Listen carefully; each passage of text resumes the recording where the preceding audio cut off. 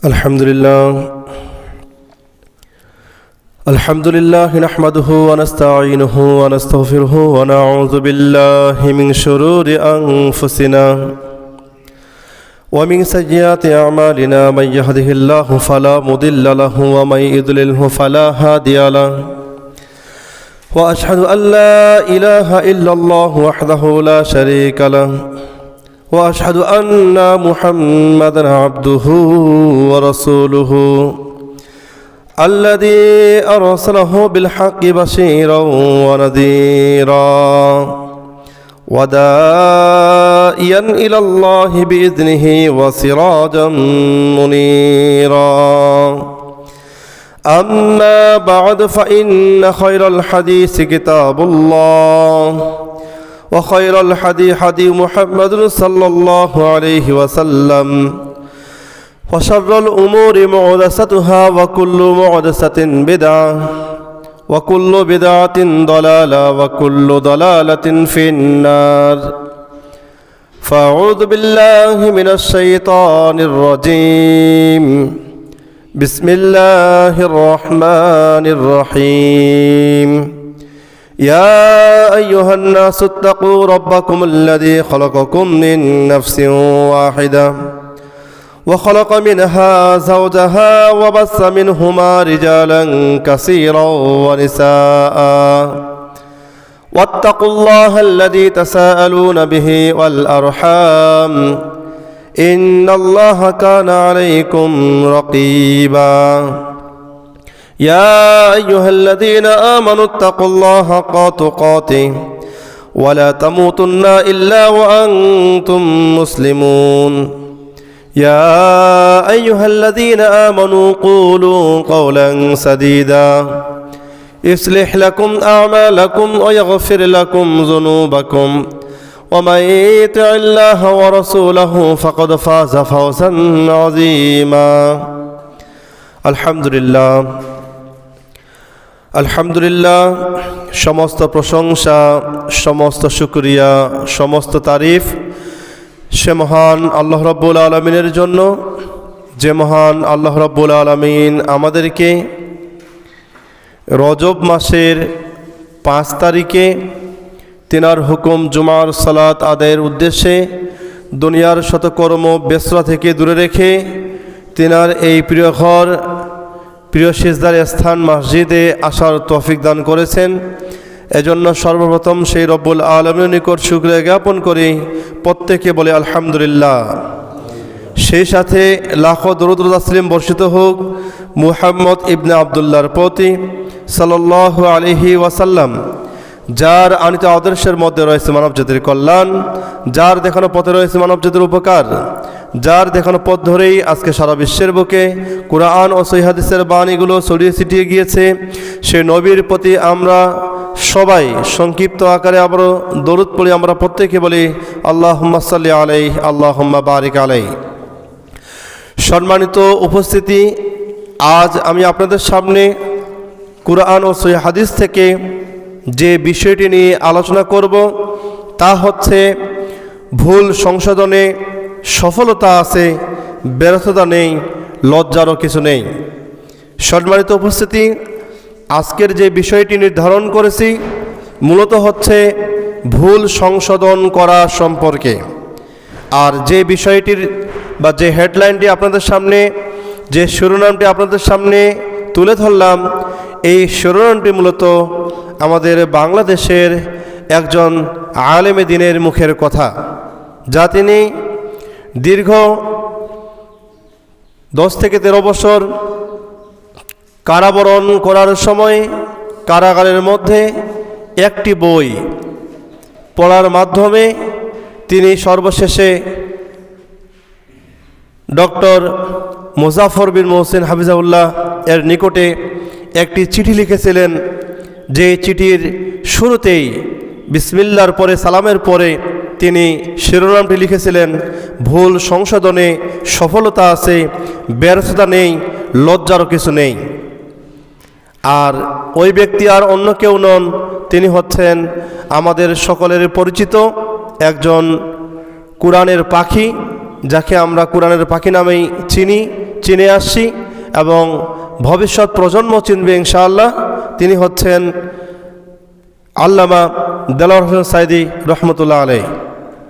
তিনি সুন্দর করে এই বিষয়টি নিয়ে তিনি কয়েক পৃষ্ঠার কিছু লেখনী লিখেছিলেন। এজন্য আমিও আমার আজকের আলোচনার বিষয়ে এটাই নির্ধারণ করেছি, ভুল সংশোধনে সফলতা আছে, ব্যর্থতা নেই, লজ্জারও কিছু নেই। সম্মানিত উপস্থিতি, এই বিষয়ে আমি আপনাদের সামনে কুরআন ও সহিহ হাদিস থেকে জ্ঞান করব, আলোচনা করার চেষ্টা করব ইনশাআল্লাহ। ওয়ামা তৌফিক ইল্লা বিল্লাহি আলাইহি তাওয়াক্কালতু ওয়া ইলাইহি মুনীব। মানব জীবনে ভুল এক অনিবার্য বাস্তবতা। ইচ্ছায় অনিচ্ছায়, জ্ঞাতে অজ্ঞাতে আমরা সকলেই হার হামেশাই আমরা ছোট বড় প্রকাশ্যে গোপনে আমরা অনেক ভুল করে থাকি। কিন্তু সেই ভুলকে আঁকড়ে ধরে অহংকার ও আত্মমিকার পথে যেমন ধ্বংসের দিকে, ধ্বংসের পথে একটা মানুষকে নিয়ে যায়, তেমনি নিজের ভুল অবকটে ধরে সেই ভুল আল্লাহ তাআলার নিকট সংশোধনের উদ্দেশ্যে ফিরে এসে তওবা করে যদি সেটা করা যায়, তাহলে আল্লাহ রাব্বুল আলামিনের কাছে সে আমল, সে ভুল সংশোধন এটা পছন্দজনীয়, পছন্দ হয় এবং আল্লাহ তাআলা তা বান্দাকে মাফও করে দেন। যে ব্যক্তি নিজের ভুল স্বীকার করে, যে ব্যক্তি নিজের ভুল স্বীকার করার মতো সৎ সাহস রাখে, যে ব্যক্তি নিজের ভুলগুলো শুধরায় নেওয়ার মতো মন মানসিকতা থাকে, আল্লাহ রাব্বুল আলামিন সেই ব্যক্তিকে পাপের পথ থেকে এক ধাপ কমিয়ে দেন, পাপের পথ থেকে তাকে দূরে সরে রাখেন এবং ওই ব্যক্তির জন্য তার নৈতিকতার যে শক্তি, সেই শক্তির বলে ওই ব্যক্তি ভালোর দিকে চলে যান। আর যে সমস্ত ব্যক্তিরা ভুল সংশোধন করেন না, ভুল হচ্ছে, ভুল হওয়ার পরেও ভুলের দিকে লক্ষ্য করেন না, ভুল সংশোধন করার ইচ্ছাও করেন না, ভুল সংশোধনের রাস্তাও থাকেন না, ওই ব্যক্তিকে আল্লাহ রাব্বুল আলামিন আরও পাপের জন্য সহজ করে দেন। ওই ব্যক্তির রাস্তাটা পাপের জন্য আরও সহজ হয়ে যায়। শয়তানের পথে সে যখন চলে যায়, শয়তান তাকে নিয়ন্ত্রণ করে, শয়তান তাকে যেদিকে পরিচালনা করে সেদিকেই সে পরিচালিত হয়। এজন্য মনে রাখতে হবে, ভুল স্বীকার যদি কোনো মানুষ করে, এতে কোনো প্রকার মানুষের দুর্বলতা প্রকাশ পায় না, বরং ওই মানুষের নৈতিকতা, নীতি নৈতিকতা বৃদ্ধি পায় এবং ওই মানুষটি আল্লাহ তাআলার কাছে প্রিয় হয়।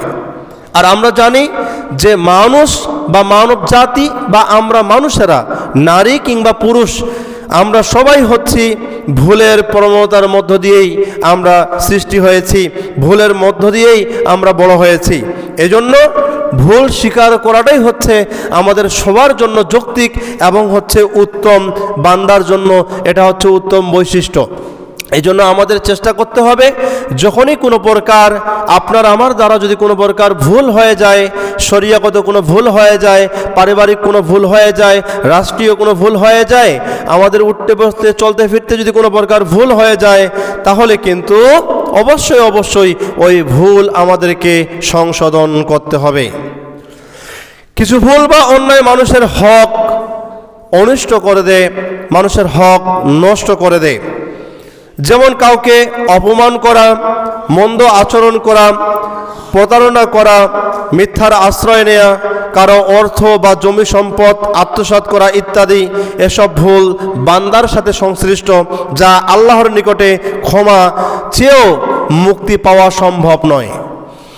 যে সমস্ত ভুলগুলো বান্দার সাথে সম্পর্কিত, বান্দার সাথে একান্ত সম্পর্কিত, সেই সমস্ত ভুল মৃত্যুর পূর্বেই বান্দার কাছেই সংশোধন করতে হবে। যার কাছে ভুল করব তার কাছেই ভুল সংশোধন করতে হবে।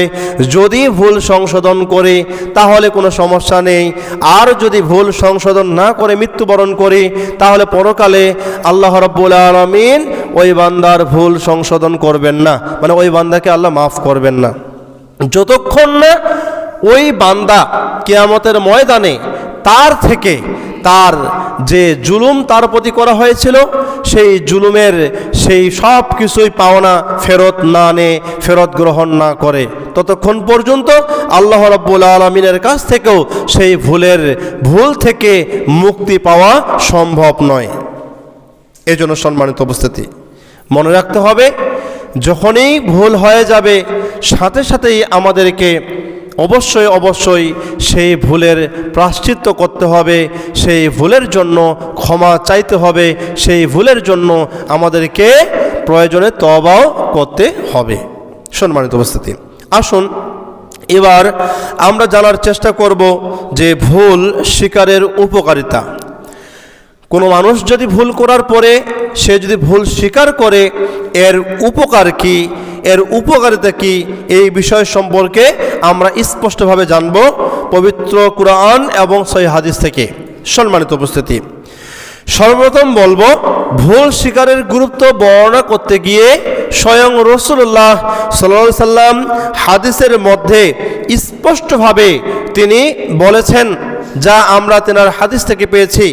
রাসূলুল্লাহ সাল্লাল্লাহু আলাইহি সাল্লাম বলেছেন, কুল্লু বানি আদামুন খাত্তাউন ও খয়রুত তাওয়াউন আত-তাওয়াবুন। এখানে রাসূলুল্লাহ সাল্লাল্লাহু আলাইহি সাল্লাম স্পষ্টভাবে হাদিসের মধ্যে তিনি জানিয়ে দিয়েছেন, তিনি বলেছেন প্রত্যেক আদম সন্তান ভুলকারী। রাসূল সাল্লাল্লাহু আলাইহি সাল্লাম বলেছেন যে প্রত্যেক বনি আদম বা প্রত্যেক আদম সন্তান বা প্রত্যেক আদমের সন্তান হচ্ছে ভুলকারী, অর্থাৎ আদমের সন্তানরা ভুল করবেই, তারা হচ্ছে ভুলকারী।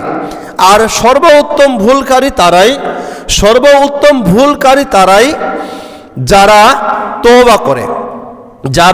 তওবা করে, অর্থাৎ ভুল স্বীকার করে তা থেকে ফিরে আসে।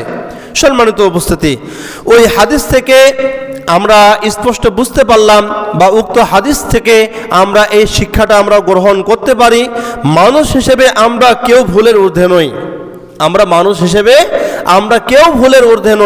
আমরা সবাই ভুলের মধ্যে। জীবনে চলার পথে ভুল ত্রুটি হবেই, এটা থেকে আমরা কেউ রক্ষা পাবো না বা এটা থেকে আমরা কেউ পার পাবো না। তাই ভুলের জন্য অনুশোচনা করা, যখনই ভুল হবে এই ভুলের জন্য অনুশোচনা করা, লজ্জিত হওয়া, লজ্জা প্রকাশ করা এবং ভবিষ্যতে সেই ভুল থেকে বিরত থাকার জন্য চেষ্টা করাই হচ্ছে একজন মুমিনের মৌলিক কর্তব্য, যাতে করে ভবিষ্যতে এই ভুলটা আর না হয়, এই ভুলটা যেন আমাদের দ্বারা না হয়, এই জন্য এই চেষ্টা করা, এটা হচ্ছে একজন মুমিনের মৌলিক কর্তব্য। এই কর্তব্য প্রত্যেকটা মুমিনকে পালন করতে হবে। সম্মানিত উপস্থিতি, তাহলে আমরা বুঝতে পারলাম উক্ত হাদিস থেকে যে প্রত্যেকটা বনি আদমের সন্তানেরাই হচ্ছে পাপী। আমরা সবাই হচ্ছে পাপী, সাধারণ মানুষ থেকে শুরু করে আলেম পর্যায় পর্যন্ত যতগুলো মানুষ রয়েছে আমরা প্রত্যেকটা মানুষই হচ্ছি আমরা ভুলের মধ্যে বা আমরা পাপী। তবে এই পাপীদের মধ্যে, এই ভুলকারীদের মধ্যে সর্বোত্তম ভুলকারী তারাই যারা ভুল করার পরে যারা ফিরে আসে, অর্থাৎ তওবা করে। অর্থাৎ ভুল হয়েছে, আমি বুঝতে পেরেছি যে এটা আমার ভুল হয়ে গেছে, অতএব সাথে সাথে আমি কি করব? তওবা করব। আল্লাহ, আমার তো এটা ভুল হয়ে গেছে, আমি আর এই ভুলটা করব না। আল্লাহ, আমি এই কাজের জন্য লজ্জিত, এই কাজের জন্য আমি অনুতপ্ত, এই কাজের জন্য আমি নিজেকেই ধিক্কার দিতেছি, এই কাজের জন্য আমি নিজেই নিজের ভুলগুলো বুঝতে পারতেছি। আল্লাহ, যতক্ষণ না আমার দ্বারা কোনো প্রকার পাপ দূর হয়ে যায় ততক্ষণ পর্যন্ত আমাকে আপনি এই পাপের মধ্যে রাখবেন না। প্রয়োজন হলে আমি আমার প্রিয় পাত্রকেও ছেড়ে দিব, প্রয়োজন হলে আমি আমার প্রিয়জনকেও ছেড়ে দিব, এরপরেও আমি যেন এই ভুলে যেন না অগ্রসর হই, এই ভুলটা যেন আমি আর দ্বিতীয়বার না করি। আল্লাহ, আপনি আমাকে হেফাজত করুন। যখনই কোনো বান্দা, কোনো মুমিন, মুমিনাত, নারী পুরুষ যে কেউ হোক না কেন, তারা ভুল করার পরে যখন বুঝতে পারবে এটা ভুল হয়ে গেছে, যখন ভুল স্বীকার করে নেবে, তখন ওই মানুষটি আল্লাহ তাআলার কাছে যখন ধর্ণা দিবে, তওবা করবে, ইনশাআল্লাহ আল্লাহ তাআলা যদি তওবা কবুল করেন তাহলে সেই ভুলের ক্ষমা আল্লাহ তাআলা নিজেই করে দেবেন। সম্মানিত উপস্থিতি, আসুন এবার আমরা জানব যে এই যে ভুল স্বীকার করলাম, এই ভুল স্বীকার করার পরে আমরা যে আল্লাহ তাআলার কাছে ক্ষমা লাভ করব, এটা কিভাবে ক্ষমা লাভ করব? তো ভুল স্বীকার করার ক্ষেত্রে সবচেয়ে বড় উপকার হলো, কোনো মানুষ যদি ভুল স্বীকার করে, এই ভুল স্বীকার করার ক্ষেত্রে সবচেয়ে বড় উপকার হলো এর মাধ্যমে আল্লাহ রাব্বুল আলামিনের ক্ষমা পাওয়া সহজ হয়ে যায়। বলুন সুবহানাল্লাহ। কোনো মানুষ যদি পাপ করে, পাপ করার পরে সে যদি ভুল স্বীকার করে, এই ভুল স্বীকার পরে সর্বপ্রথম যে কাজটি ওই মানুষটির হয় বা ওই মানুষটির সর্বপ্রথম যে লাভটি হয়, যে উপকারটি হয়, সেটি হলো যে আল্লাহ রাব্বুল আলামিন এর কাছে ওই মানুষটির ক্ষমা পাওয়াটা সহজ হয়ে যায়। এখন দেখা গেল যে আমি ভুল করলাম, আমরা কেউ ভুল করলাম, এটা যে ভুল করেছি এটা আমি স্বীকারই করি না, এটা স্বীকারোক্তিই দিই না। তাহলে এটা স্বীকারোক্তি না দিয়ে যদি পরবর্তীতে যদি আল্লাহ তাআলার কাছে যদি এই বিষয়ে ক্ষমা চাই, তাহলে এই ক্ষমা চেয়ে অতটা কোনো লাভ নেই, যতটা ভুল করার পরে সাথে সাথেই আল্লাহ তাআলার কাছে এই ভুলের স্বীকার করে এবং ওই বিষয়ে ক্ষমা চেয়ে তওবা করে যতটুকু লাভ রয়েছে। তো এই বিষয়ে মহান আল্লাহ রাব্বুল আলামিন পবিত্র কুরআনুল কারীমের 9 নম্বর সূরা আত-তাওবার 102 নম্বর আয়াত নাজিল করে স্পষ্টভাবে জানিয়ে দিয়েছেন। মহান আল্লাহ রাব্বুল আলামিন বলেন যে কিছু লোক রয়েছে, কিছু মানুষ রয়েছে যারা তাদের অপরাধসমূহ স্বীকার করেছে।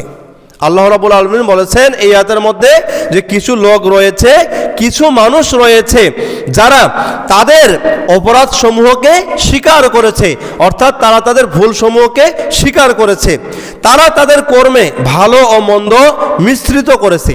ওই সমস্ত মানুষেরা তাদের কাজের মধ্যে ভালো করেছে এবং মন্দও করেছে, এই দুইটাই মিশ্রিত করেছে বা দুইটার মিশ্রণ ঘটিয়েছে। অবশ্যই আল্লাহ তাদের তওবা কবুল করেন, যে নিঃসন্দেহে আল্লাহ তাআলা তাদের তওবা কবুল করেন। তাদের ভুল স্বীকারের জন্য আল্লাহ তাআলার কাছে তারা যে ফরিয়াদ করেছে, তারা যে চেয়েছে, সেখান থেকে ফিরে আসার জন্য যে কান্নাকাটি করেছে, এই তওবাটা আল্লাহ রাব্বুল আলামিন কবুল করবেন। নিশ্চয়ই আল্লাহ অতীব ক্ষমাশীল এবং দয়াবান। সম্মানিত উপস্থিতি, উক্ত আয়াত থেকে একটি বিষয় আমরা স্পষ্ট বুঝতে পারলাম যে যে সমস্ত মানুষেরা ভুল করার পরে ভুল স্বীকার করে, এই ভুলের মধ্যে যদি ভালো থাকে মন্দও থাকে, দুইটাই যদি মিশ্রিত হয়ে থাকে এবং আল্লাহ তাআলার কাছে যদি ভুল স্বীকার করে তওবা করে, আল্লাহ রাব্বুল আলামিন সূরা তাওবার 9 নম্বর সূরার 102 নম্বর আয়াতে বললেন যে আল্লাহ রাব্বুল আলামিন তাদের ভুলগুলো কবুল করেন, মানে তাদের তওবাগুলো কবুল করেন। বলুন সুবহানাল্লাহ। এরপরে তিনি আরো স্পষ্ট জানিয়ে দিলেন আল্লাহ রাব্বুল আলামিন হচ্ছেন অতীব ক্ষমাশীল, তিনি তো ক্ষমা করেন, তিনি তো ক্ষমা করার জন্যই রয়েছেন এবং তিনি দয়াবান, তার দয়ার শেষ নেই, তার দয়ার শেষ নেই। তাহলে কেউ ভুল করলে ভুল করার পরে যদি তওবা করে, উত্তম রূপে তওবা করে লজ্জিত হয় এবং ওই ভুলে যেন, পূর্বের ভুলে যেন আর কোনোদিন না যায়, এই মর্মে আল্লাহ তাআলার কাছে যদি ওয়াদাবদ্ধ হয়, তাহলে কিন্তু আল্লাহ রাব্বুল আলামিন ওই বান্দার তওবাগুলো কবুল করেন। কেননা আল্লাহ তো অতীব ক্ষমাশীল এবং তিনি তো হচ্ছেন অতি দয়ালু। আল্লাহ তাআলা তো দয়ার সাগর, আল্লাহ তাআলার কাছে যে দয়া রয়েছে মানুষের কাছে সে দয়া নেই। এজন্য ভুল করার পরে আল্লাহ তাআলার কাছেই ক্ষমা প্রার্থনা করতে হবে, আল্লাহ তাআলার কাছেই মাপ চাইতে হবে। সম্মানিত উপস্থিতি, এবার আসুন, কোনো ব্যক্তি যদি ভুল স্বীকার করে, ভুল স্বীকার করার পরে তার মর্যাদা আল্লাহ রাব্বুল আলামিন বৃদ্ধি করে দেন। বলুন সুবহানাল্লাহ। তো ভুল স্বীকার করে মানুষের নম্রতার অন্যতম একটি হচ্ছে লক্ষণ। মানুষের নম্রতার এটা হচ্ছে অন্যতম একটা লক্ষণ। প্রত্যেকটা মানুষ নিজেদের ভুল সহজে স্বীকার করে না, অহংকারের কারণে, দাম্ভিকতার কারণে, সমাজের চেয়ার রক্ষার কারণে বা এলাকার মরল হওয়ার নিমিত্তে বা সমাজের হত্যাকর্তা হওয়ার নিমিত্তে বড় ধরনের ভুল হলেও সেটা ভুল স্বীকার করে না, দাম্ভিকতা কাজ করে। অথচ ভুল স্বীকার করা এটা অবশ্যই বিনয় এবং নম্রতার হচ্ছে অন্যতম একটা লক্ষণ। যখন কেউ অন্যের কাছে কোনো ভুলের জন্য অনুতপ্ত হয়, অনুশোচনা প্রকাশ করে, তখন কিন্তু ওই মানুষটা ছোট হয়ে যায় না, ওই মানুষটার মর্যাদা তখন বৃদ্ধি পায়, ওই মানুষটার মাথার তার মাথা উঁচু হয়ে যায়। এজন্য মনে রাখতে হবে যদি কোনো মানুষ ভুল স্বীকার করে, ভুল করার পরে ভুল স্বীকার করে, তাহলে তার মর্যাদা ক্ষুণ্ণ হয় না, তার মর্যাদা কমে যায় না, বরং তার মর্যাদা অনেক উপরে চলে যায়, তার মর্যাদা অনেক বৃদ্ধি পায়। শুধুমাত্র আমরা এই বিষয়গুলো কুরআন এবং হাদিস থেকে অনুধাবন করি না বিধায় আমরা এই বিষয়গুলো আমরা বুঝতে পারি না, বা আমরা এই বিষয়গুলো সম্পর্কে অবগত হই না। তো এই বিষয়ে রাসূলুল্লাহ সাল্লাল্লাহু আলাইহি ওয়াসাল্লাম তিনি বলেছেন, যে ব্যক্তি আল্লাহর জন্য বিনয়ী হয়, যে ব্যক্তি আল্লাহর জন্য বিনয়ী হয়, আল্লাহ রাব্বুল আলামিন তার মর্যাদা বৃদ্ধি করে দেন। বলেন সুবহানাল্লাহ।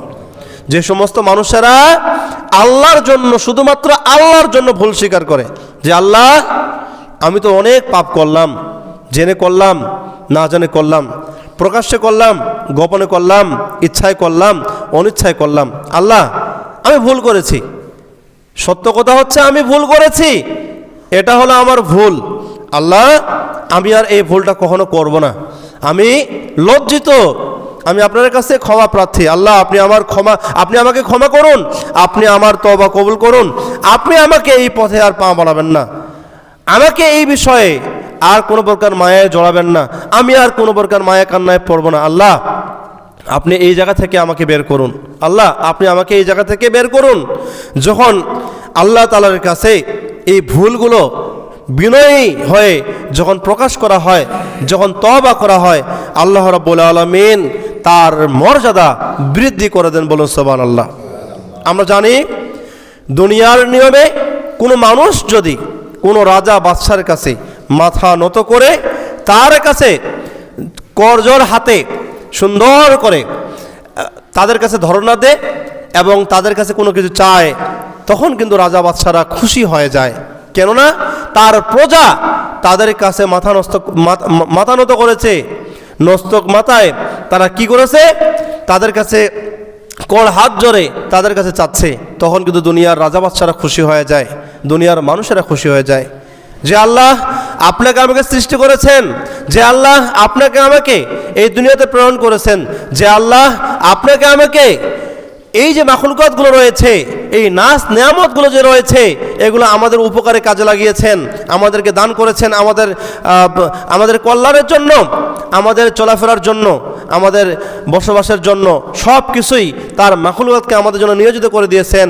সেই আল্লাহ তাআলার কাছে যদি কোনো প্রকার যদি মাফ চাওয়া হয়, কোনো প্রকার যদি চাওয়া হয়, তখন কিন্তু আল্লাহ রাব্বুল আলামিন খুশি হয়ে যান। আর যখনই ভুল করার পরে আল্লাহ তাআলার কাছে যখনই মাফ চাওয়া হয়, আল্লাহ রাব্বুল আলামিন খুশি হয়ে যান এবং তাদের মর্যাদাগুলোকে আল্লাহ রাব্বুল আলামিন বৃদ্ধি করে দেন। বলুন সুবহানাল্লাহ। ইবনুল কাইয়্যিম রাহমাতুল্লাহ আলাইহি তিনি বলেন, আল্লাহ যখন কোনো বান্দার জন্য কল্যাণ চান, তখন তাকে স্বীয় পাপ স্বীকারের যোগ্যতা এবং অন্যের পাপ অন্বেষণ করা থেকে বিরত থাকার তৌফিক দান করেন। আল্লাহ রাব্বুল আলামিন যখন কোনো বান্দার কল্যাণ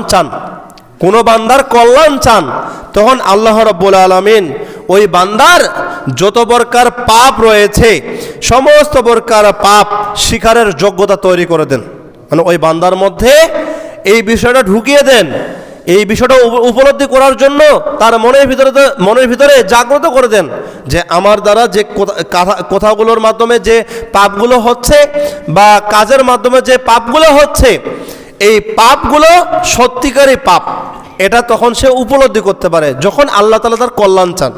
মানে আল্লাহ যদি কোনো বান্দার কল্যাণ চান, তখন সে তার ভালো মন্দ বিচার বিবেচনা করতে পারে, তার ভালো মন্দ বিচার বিবেচনা করতে পারে, তার পাপগুলো সে স্বীকার করার মতো যোগ্যতা অর্জন করে, এবং অন্যের যে সমস্ত পাপ রয়েছে এই পাপগুলো আর অন্বেষণ করে না, ওই পাপগুলো আর খুঁজে বেড়ায় না, ওগুলো থেকে সে নিজেকে বিরত রাখে। এই বিষয়টা আল্লাহ রাব্বুল আলামিন তৌফিক দান করেন, আল্লাহ তাআলা ওই বান্দার প্রতি এটা তৌফিক দান করেন। আর সে স্বীয় সম্পদ নিয়েই প্রাচুর্য বোধ করে এবং অন্যের সম্পদ থেকে সে বিমুখ থাকে, দূরে থাকে। তার নিজের যে ধন সম্পদ রয়েছে, যতটুকু রয়েছে ততটুকু নিয়েই সে ব্যতিব্যস্ত থাকে এবং অন্যের ধন সম্পদ আর খুঁজতে যায় না, অন্যের ধন সম্পদ আর দেখতে যায় না, এবং অন্যের দুঃখ কষ্টের ভাবনা বহন করে।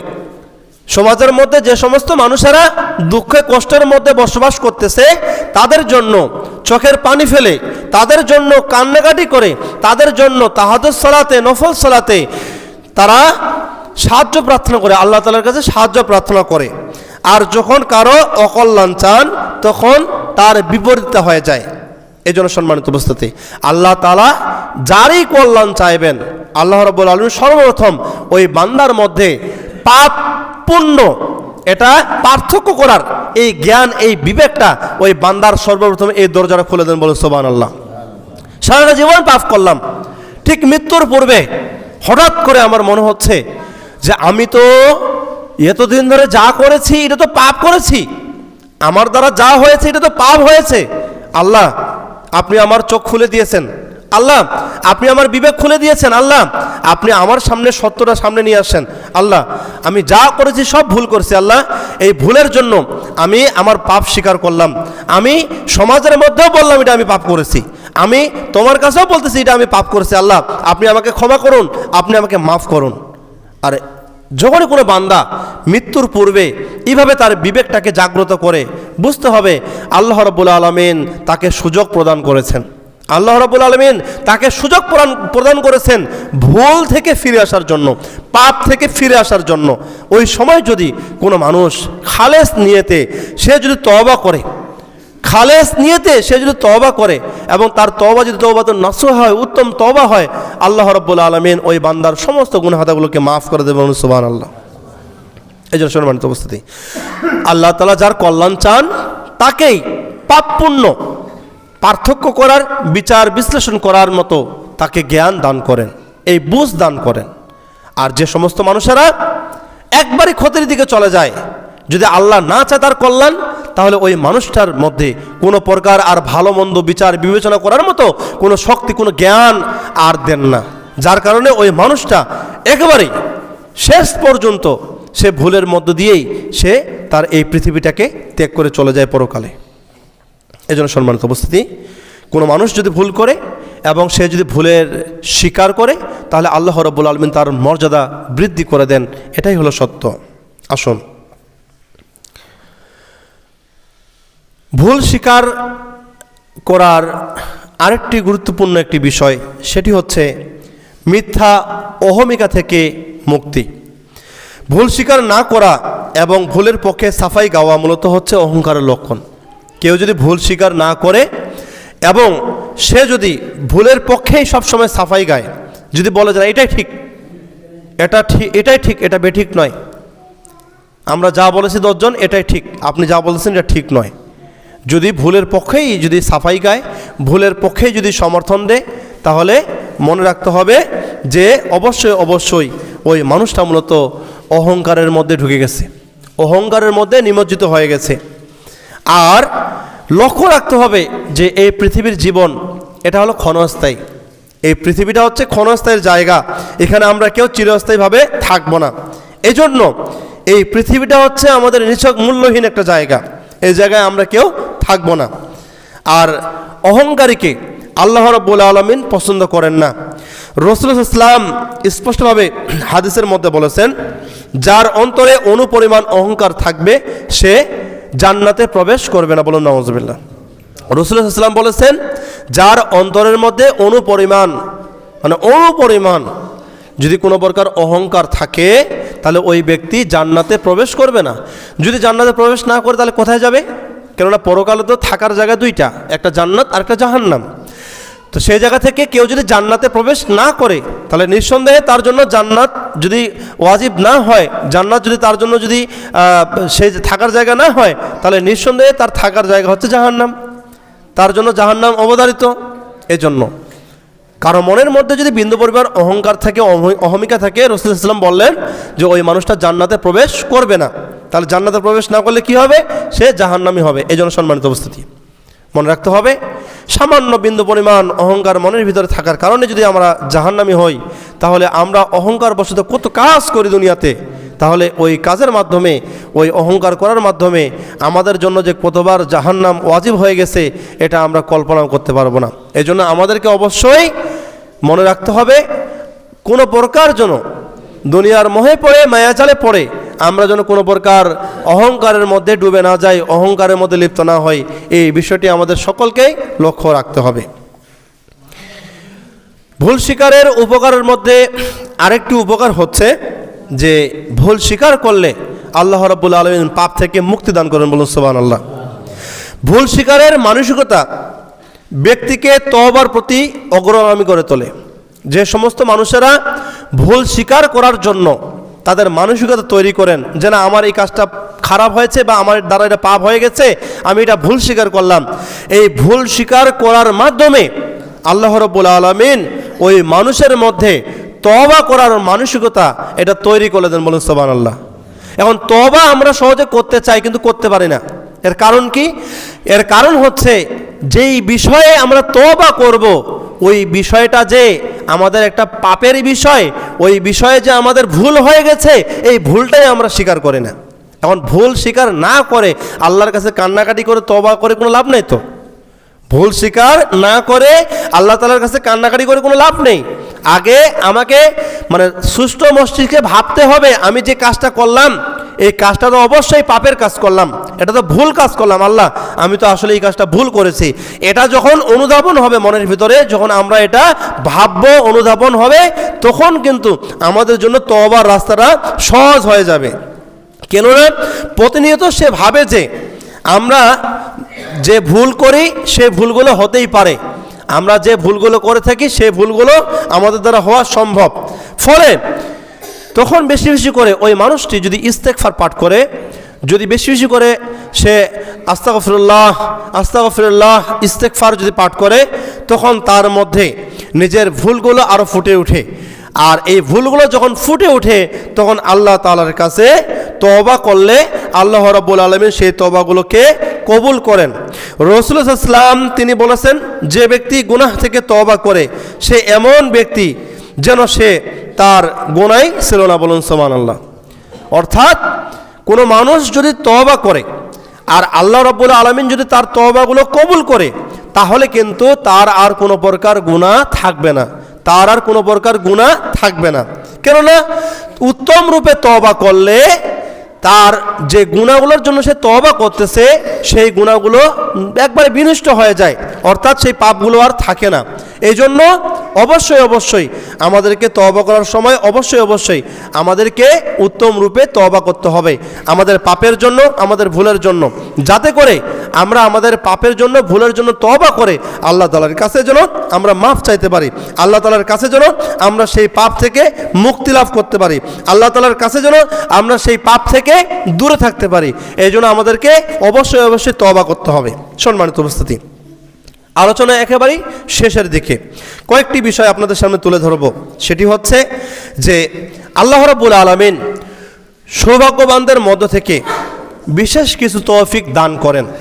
আল্লাহ তাআলা সৌভাগ্যবান ব্যক্তিদের মধ্য থেকে বা সৌভাগ্যবানদের মধ্য থেকে বিশেষভাবে আল্লাহ তাআলা তৌফিক দান করেন। আমি আপনাদের সামনে অতীতে তৌফিক বিষয়ে আল্লাহ তাআলা যে তৌফিক দান করেন, তৌফিক বিষয়ে জুমার খুতবায় আমি স্পষ্টভাবে আলোচনা করেছিলাম।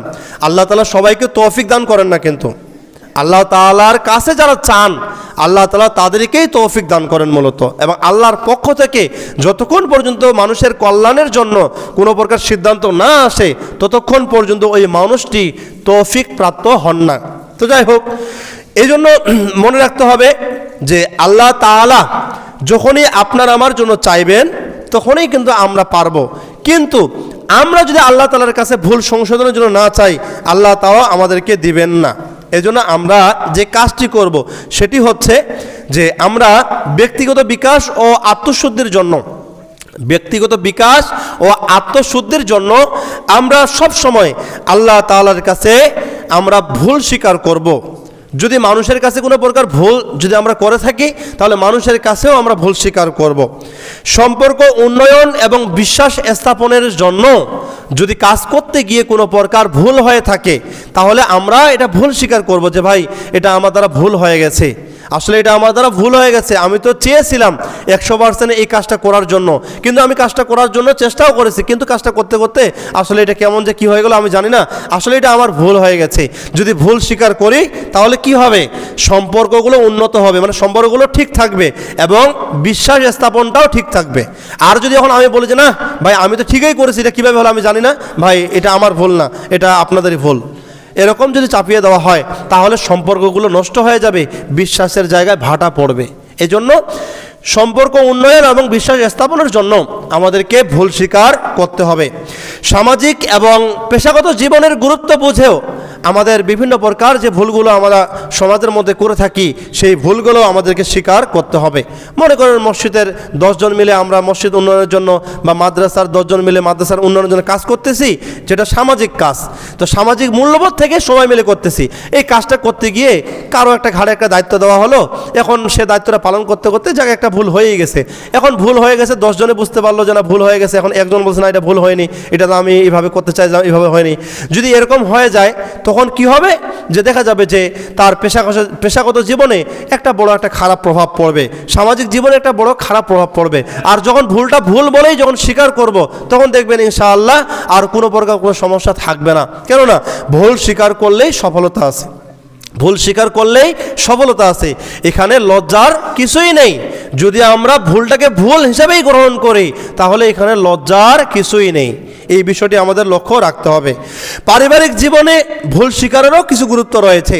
পরিবার পরিচালনা করতে গিয়ে আমরা অনেক সময় পরিবারের সদস্যরা আমরা ভুল কিছু প্রকার সিদ্ধান্ত গ্রহণ করে থাকি। তো ভুল সিদ্ধান্ত গ্রহণ করার কারণে অনেকেরই ছেলে মেয়েদের জীবন নষ্ট হয়ে যায়, অনেক ছেলে মেয়েদের জীবন নষ্ট হয়ে যায়। এখন দেখা গেল যে অনেক সময় আমরা দেখি যে বিয়ের ক্ষেত্রে পরিবারের বড়রা, হত্যাকর্তারা, বাবা মারা তারা সিদ্ধান্ত নিল যে তার মেয়েকে বিয়ে দিবে বা তার ছেলেকে বিয়ে দিবে। এখন মেয়ের কোনো প্রকার এখানে মত গ্রহণ না করে, ছেলের কোনো প্রকার মত গ্রহণ না করে সে যে পরিবারের কর্তা হত্যা অর্থাৎ পিতামাতা, এটার উপর নির্ভর করে মেয়েকে একটা ছেলের সাথে জোর করে বিয়ে দিয়ে দিল বা ছেলেকে একটা মেয়ের সাথে জোর করে বিয়ে দিয়ে দিল। তো এই বিয়ে দেওয়ার ফলে ওই মেয়েটার উপরে বিভিন্ন ধরনের একটা অত্যাচার নেমে আসলো বা ছেলেটার উপরে বিভিন্ন প্রকার অত্যাচার নেমে আসলো। পরবর্তীতে অভিভাবকরা বুঝতে পারলো যে আমরা মানে জোর করে জবরদস্তি করে ওই মেয়েটাকে ওই পরিবারের সাথে আমি বিয়ে দিলাম, আমরা বিয়ে দেওয়ার কারণে আসলে এই মেয়েটার জীবনটা আমাদের একেবারেই আমরা তছনছ করে ফেললাম। জানা শোনার পরেও দেখার পরেও আমরা মেয়েটার জীবনটা তছনছ করে ফেললাম। মেয়েও বুঝতেছে যে এটা তার বাবা মায়ের ভুল। এমতা অবস্থায় এখন ওই বাবা মা যদি বলে যে মা আসলে আমরা তো বুঝতে পারিনি, এটা আমাদের জন্য চরম ভুল হয়ে গেছে, আমাদেরকে ক্ষমা করে দাও, ওই মেয়ে বাবা মার উপরে আর কোনোদিন কোনো প্রকার বিচার দিবে না, কোনো প্রকার বিচার দিবে না। এখন পরিবারের হত্যাকর্তা এখন বাবা মা যদি বলে যে না আমরা যা করছি তোর ভালোর জন্য করছি, তোর কল্যাণের জন্য করছি, এখন তোর তাকদিরে যদি এইভাবে লেখা থাকে আমাদের কি দোষ? এজন্য ভুল স্বীকারে সফলতা আছে, এখানে লজ্জার কিছুই নেই, এখানে লজ্জার কিছুই নেই। সম্মানিত উপস্থিতি, আমরা একেবারেই শেষের দিকে চলে আসছি। সর্বশেষ একটি বিষয় আপনাদের সামনে তুলে ধরে আমি আমার আজকের জুমার খুতবা শেষ করবো ইনশাআল্লাহ। নবী জীবনে ভুল স্বীকারের একটা অনন্য নিদর্শন রয়েছে। নবীদেরও ভুল হয়েছে, যা আমরা কোরআন এবং হাদিস থেকে জানতে পারি। যদি আমরা সর্বপ্রথম আদম আলাইহিস ইসলামের বিষয়ে যদি আমরা বলি তাহলে বলবো যে আমাদের আদি পিতা আদম আলাইহিস ইসলাম এবং হাওয়া আলাইহিস ইসলাম শয়তানের ধোঁকায় পড়ে আল্লাহর আদেশ অমান্য করে নিষিদ্ধ গাছের ফল খেয়ে ফেলেছিলেন, যার ফলে তারা নিজেদের ভুল বুঝতে পারলেন। তখন তারা বিনয়ীভাবে নিজেদের ভুল স্বীকার করে আল্লাহ তাআলার দরবারে দুহাত তুলে ফরিয়াদ করলেন, আরজি করলেন। তারা বললেন রব্বানা যালামনা আনফুসানা ওয়া ইল্লাম তাগফির লানা ওয়া তারহামনা লানাকুনান্না মিনাল খাসিরিন। আমাদের আদি পিতা আদম আলাইহিস ইসলাম, মা হাওয়া আলাইহিস ইসলাম শয়তানের ধোঁকায় পড়ে তারা নিষিদ্ধ ফল যেটা খাওয়ার জন্য নিষেধ করা হয়েছিল সেই ফলটা খাওয়ার কারণে তারা জানতে পারেছেন যে তারা ভুল করেছে এবং তারা তাদের ভুলের জন্য আল্লাহ রাব্বুল আলামিনের কাছে তারা দোয়া করেছেন এইভাবেই যে হে আল্লাহ, হে আমাদের প্রতিপালক, আমরা আমাদের নিজেদের উপর জুলুম করেছি, আমরা আমাদের নিজেদের উপর জুলুম করেছি। এতক্ষণে যদি আপনি আমাদের ক্ষমা না করেন ও দয়া না করেন তাহলে আমরা অবশ্যই ক্ষতিগ্রস্তদের অন্তর্ভুক্ত হব। আল্লাহ রাব্বুল আলামিন এই নিদর্শন রেখেছেন পবিত্র কুরআনুল কারীমের 7 নম্বর সূরা আরাফের 23 নম্বর আয়াতে।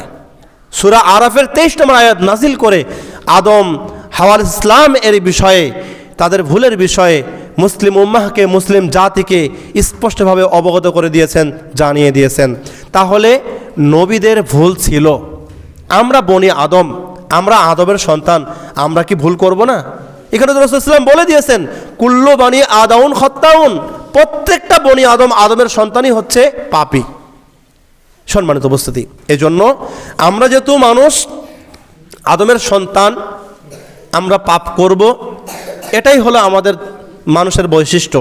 তবে পাপ করার সাথে সাথে যদি আমরা সেই পাপের জন্য ভুল স্বীকার করি, আমরা ভুল করার পরে যদি সেই ভুলের জন্য যদি আমরা স্বীকার করি, তাহলে ইনশাআল্লাহ সেই ভুলের জন্য আমরা অবশ্যই আল্লাহ তাআলার কাছে মহা পুরস্কার পাব।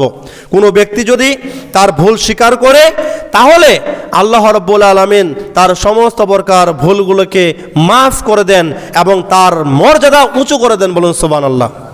আল্লাহ রাব্বুল আলামিন আমাদের সকলকে আজকে অল্প সময়ের মধ্যে কুরআন এবং সহিহ হাদিসের আলোকে ভুল সংশোধনে সফলতা আছে, ব্যর্থতা নেই, লজ্জারও কিছু নেই, এই শিরোনামে যে বিষয়টি নিয়ে আলোচনা করলাম, আল্লাহ রাব্বুল আলামিন আমাদের সকলকেই সেই বিষয়ের উপরে পরিপূর্ণরূপে আমল করে চলার তৌফিক দান করুন।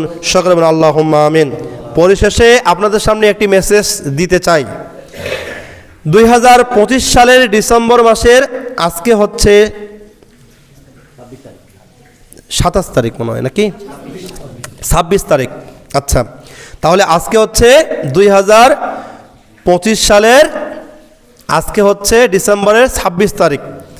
আর আঙুলে কয়েকটা দিন পরেই এই বছর শেষ হবে, এবং বছর শেষ হওয়ার আগের যে রাত 31শে ডিসেম্বর, সেই রাতটাকে আমরা আমাদের বিশ্বের ভাষায় আমরা অনেকেই বলে থাকি 31st নাইট।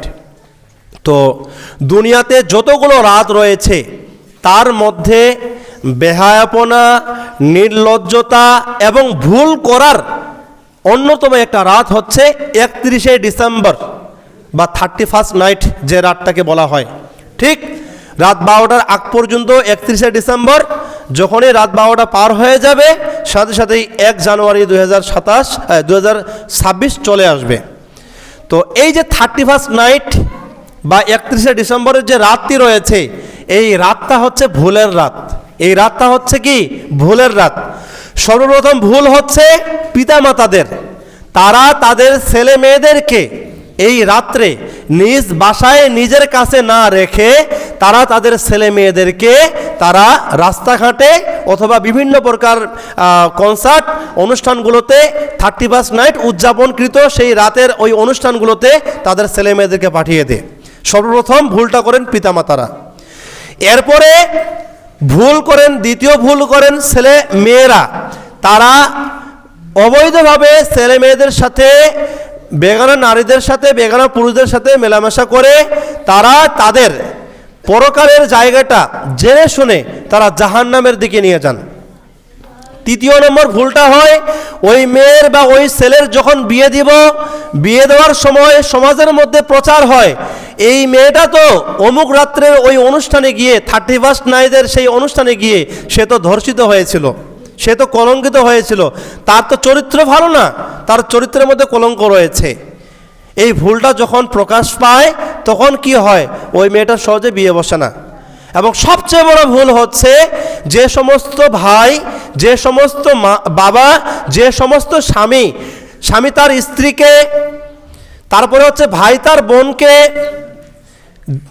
যখন এই সমস্ত অনুষ্ঠানগুলোতে যাওয়ার জন্য প্রমোট করে, অনুমতি দেয়, সাজিয়ে গুজিয়ে দেয়, তখন কিন্তু কুরআন সুন্নাহ অনুযায়ী তার নাম হয়ে যায় দায়ুস। আর ওই দায়ুস স্বামী, দায়ুস ভাই, দায়ুস পিতার পরকালের স্থান হচ্ছে জাহান্নাম। পরকালের স্থান হচ্ছে জাহান্নাম। এই জন্য সম্মানিত উপস্থিতি, ভুল সংশোধনে সফলতা আছে, ব্যর্থতা নেই, লজ্জারও কিছু নেই। আল্লামা সাইদুর রহমতুল্লাহ আলাইহি তিনি সুন্দর করে এই কথাটি তিনি জেলখানায় বসে একটা বড় একটা চিঠি লিখেছিলেন এবং এই শিরোনামটি ব্যবহার করেছিলেন। আমি শিরোনামটি সম্পূর্ণটাই পড়েছি। আল্লাহু আকবার। তিনার লেখনে, তিনার চেতনা চিন্তা, এটা আমরা কেউ বলে শেষ করতে পারবো না। তবে অবশ্যই মনে রাখতে হবে, যদি ভুল জীবনে হয়ে যায় তাহলে সেই ভুল থেকে ফিরে আসি।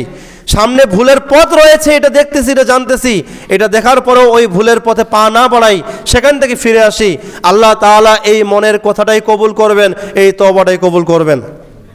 পরিশেষে একটি কথা বলবো, কিছুক্ষণ পূর্বে জুমার খুতবা শুরু হওয়ার আগে আমাদের সাবেক সভাপতির সাথে নজরুল ভাইয়ের সাথে একটা কথা হচ্ছিল।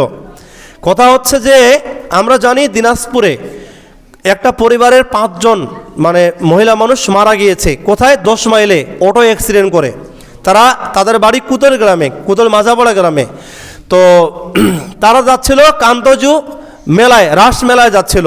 তো রাস মেলায় যাওয়ার পথেই, মেলাতে না ঢোকার পূর্বেই ওই যে অটোর সাথে ট্রাকের যে অ্যাক্সিডেন্ট হয় বা বাসের অ্যাক্সিডেন্ট হয়, এই অ্যাক্সিডেন্ট হওয়ার ফলেই তারা কিন্তু মারা গেছে। আল্লাহ রাব্বুল আলামিন তাদেরকে ক্ষমা করুক, তাদেরকে মাফ করুক। তাদের বিষয়ে যদি কিছু বলি তাহলে বলবো কোরআন সুন্নাহ থেকে আল্লাহ রাব্বুল আলামিন তাদেরকে জাহান্নামে যাওয়ার পথ থেকে হেফাজত করেছেন মৃত্যু দিয়ে। বলুন সুবহানাল্লাহ।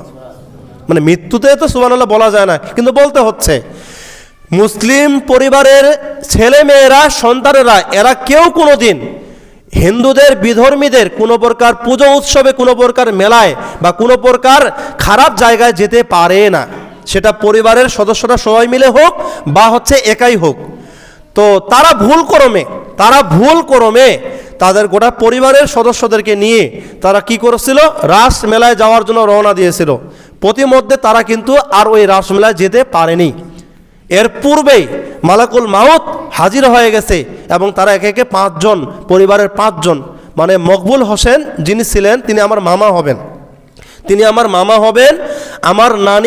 আমার নানির নিজের বোনের ছেলে, মানে আমাদের পরিবার থেকেই। তো এই জায়গায় মানে আমি বিষয়টা নিয়ে যখন গবেষণা করলাম, দেখলাম যে কোরআন সুন্নাহ অনুযায়ী আল্লাহ তাআলা তাদেরকে হেফাজত করেছেন। যদি তারা ওই খারাপ জায়গায় গিয়ে ওইখানে গিয়ে মৃত্যুবরণ করত, তাহলে খারাপের সাথেই তাদের মৃত্যুটা হতো। আল্লাহ তাআলা তাদেরকে ওই জায়গা পর্যন্ত পৌঁছায় দেননি। তাদের মৃত্যুটা তাদের আগেই হয়েছে। আল্লাহ তাআলার কাছে আমরা দোয়া করি আল্লাহ তাআলা যেন তাদেরকে মাফ করেন, বলুন আল্লাহুম্মা আমিন। এই জন্য সম্মানিত উপস্থিতি, আবারও বলবো, ভুল স্বীকারে সফলতা আছে, লজ্জারও কিছু নেই। এখানে কোনো প্রকার কোনো আমাদের সমস্যাও নেই। এজন্য আসুন আমরা আমাদের ভুলের স্বীকার করি, আমরা আমাদের অতীতের পাপের জন্য আল্লাহ তাআলার কাছে ক্ষমা প্রার্থনা করি, আল্লাহ তাআলার কাছে মাফ চাই। আল্লাহ রাব্বুল আলামিন আমাদের সকলকেই আমাদের অতীতের সমস্ত প্রকার ভুল থেকে ফিরে আসার তৌফিক দান করুন। সকলে আল্লাহুম্মা আমিন। সুবহানাকাল্লাহুম্মা বিহামদিকা আশহাদু আল্লা ইলাহা ইল্লা আনতা আস্তাগফিরুকা ওয়া আতুবু ইলাইক।